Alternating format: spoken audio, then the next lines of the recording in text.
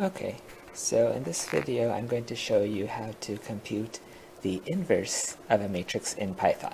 So here I have a Jupyter notebook running Python 3, and the first line is import numpy as np.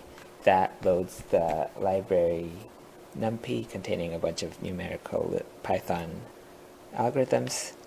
Hit Shift Enter, and okay, then to enter a matrix, I'm going to call it A, and the matrix is going to have 2, 6, 6 in its first row. So I put a brackets, square brackets, 2, 6, 6. That's our first row. Separate that with the comma and followed by the second row in brackets, 2, 7, 6, and then our third row will be 2, 7, 7.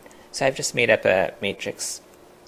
This is the one from earlier, one of the earlier lectures. And I hit Shift Enter. That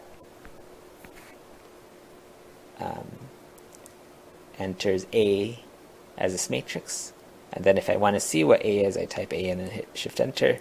And then here you see that A is this matrix, 3 by 3 matrix with these coefficients or entries. And then here's the key line.